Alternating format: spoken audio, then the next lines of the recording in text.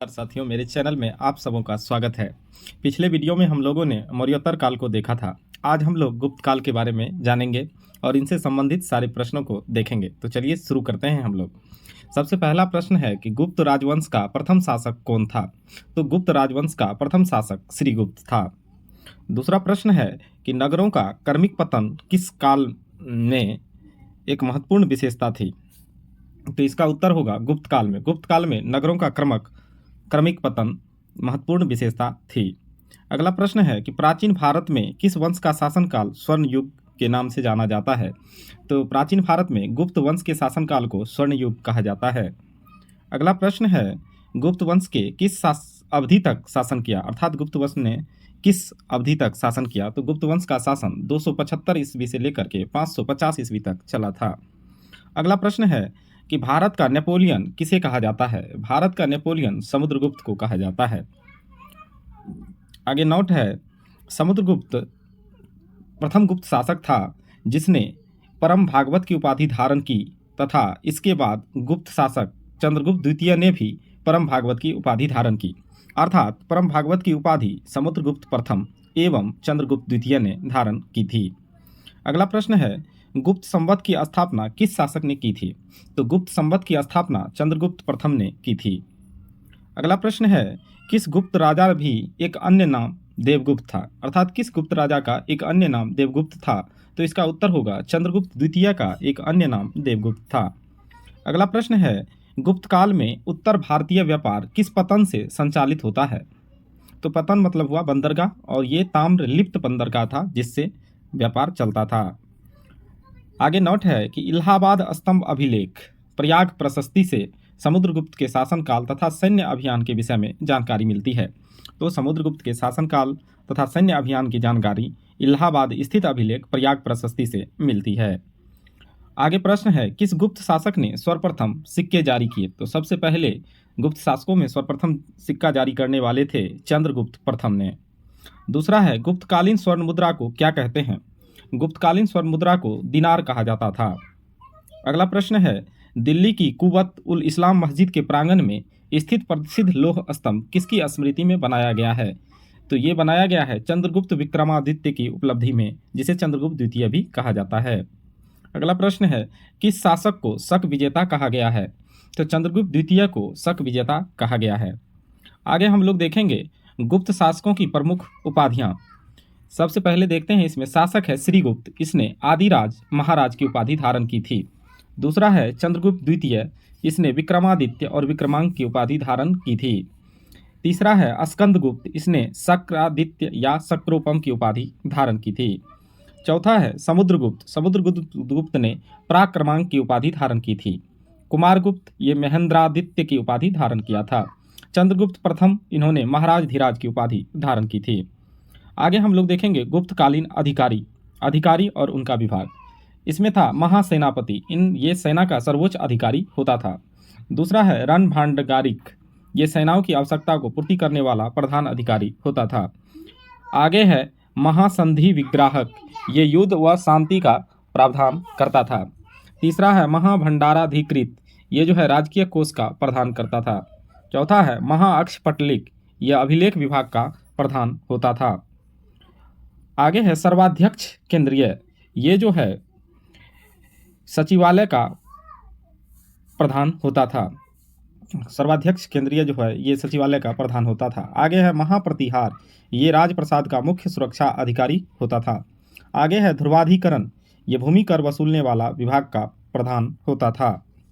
आगे है अग्रहारिक जो है ये दान विभाग का प्रधान होता था।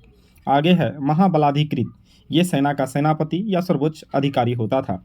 आगे है महादंडनायक, ये न्यायाधीश होते थे। आगे है दंडपाशिक, ये पुलिस विभाग का सर्वोच्च अधिकारी होता था।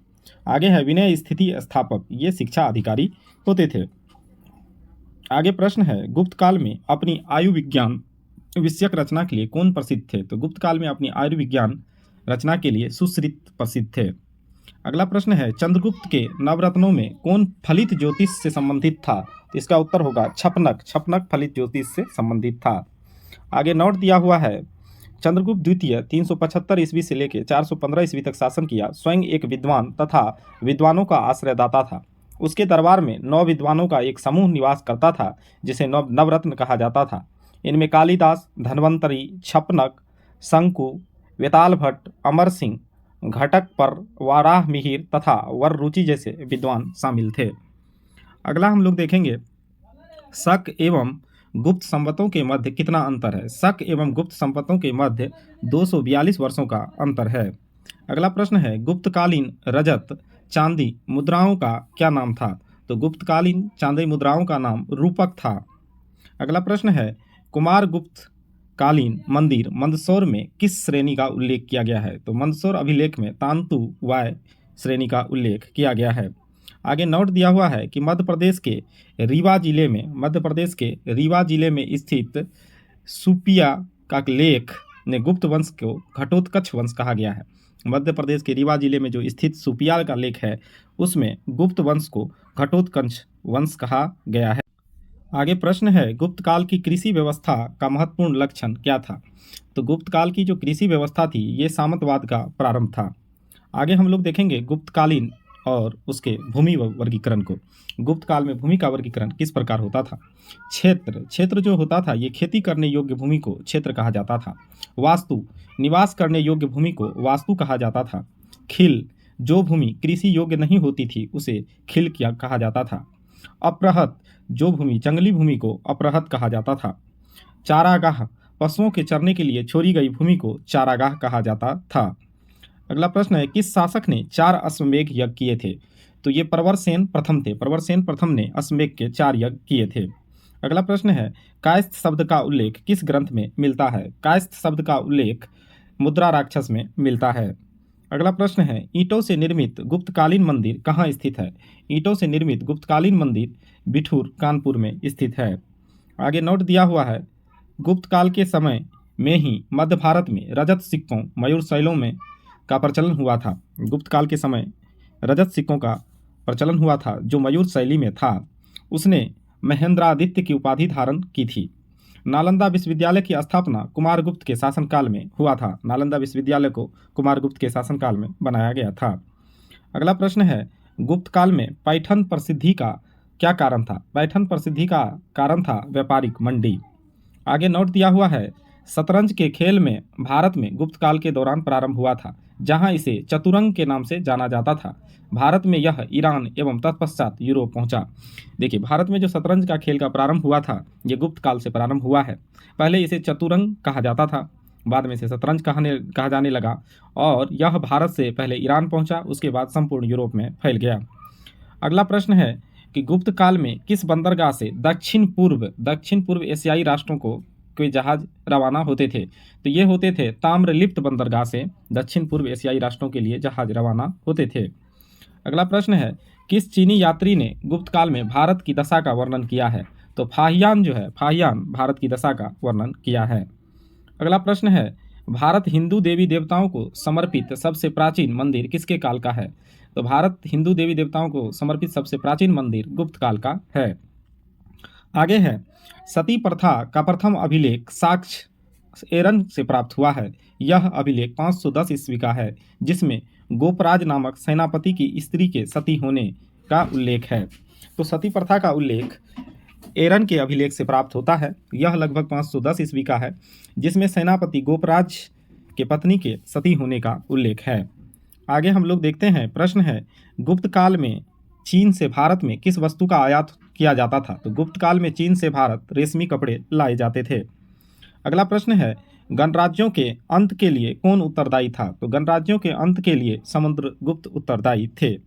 अगला प्रश्न है, गुप्त काल का प्रसिद्ध खगोल शास्त्री कौन था। तो गुप्त काल का प्रसिद्ध खगोल शास्त्री आर्यभट्ट था। अगला प्रश्न है, गुप्तकालीन चित्रकला का उत्कृष्टतम रूप मिलता है। गुप्तकालीन चित्रकला का उत्कृष्टतम रूप अजंता में मिलता है। आगे नोट दिया हुआ है, विशाखा दत्त नाटक देवी चंद्रगुप्तम में उल्लेख मिलता है कि चंद्रगुप्त द्वितीय ने अपने बड़े भाई रामगुप्त की हत्या की थी।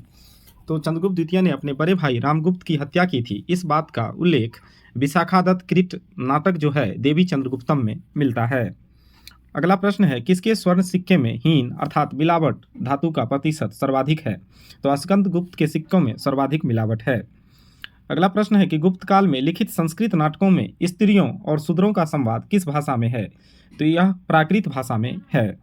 अगला प्रश्न है, गुप्त वंश का अंतिम शासक कौन था? गुप्त वंश का अंतिम शासक विष्णुगुप्त था। अगला प्रश्न है, चंद्रगुप्त द्वितीय विक्रमादित्य को किस कारण से शाकिर कहा गया है? शकों पर विजय के कारण इसे शाकिर कहा गया है। अगला प्रश्न है, किस अभिलेख में समुद्रगुप्त को लिच्छवी दोहित्र बताया गया है? प्रयाग अभिलेख में समुद्रगुप्त को लिच्छवी दोहित्र बताया गया है, जो इलाहाबाद में स्थित है।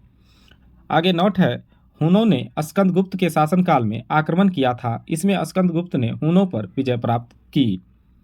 आगे है, गुप्त काल में श्रेणियों से बड़ी संस्था जिसकी शिल्प श्रेणी सदस्या थी को क्या कहा जाता था? उसको निगम कहा जाता था। श्रेणियों से बड़ी जो संस्था होती थी उसे निगम कहा जाता था। अगला प्रश्न है, अग्रहर से क्या तात्पर्य है?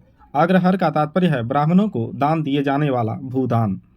अगला प्रश्न है, विदिशा के पास उदयगिरी बुद्ध गुफाओं का निर्माण किस काल में हुआ था? तो विदिशा के पास उदयगिरी में बुद्ध गुफाओं का निर्माण गुप्त काल में हुआ था।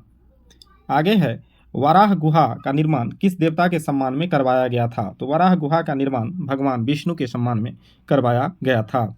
आगे हम लोग देखेंगे गुप्त साम्राज्य के समकालीन राजवंश और उसकी स्थापना कब हुई। तो सबसे पहले है देखिए वाकटक राजवंश। वाकटक राजवंश जो है ये 255 ईस्वी में इसकी स्थापना की गई थी। विंध्य शक्ति ने किया था इसकी स्थापना।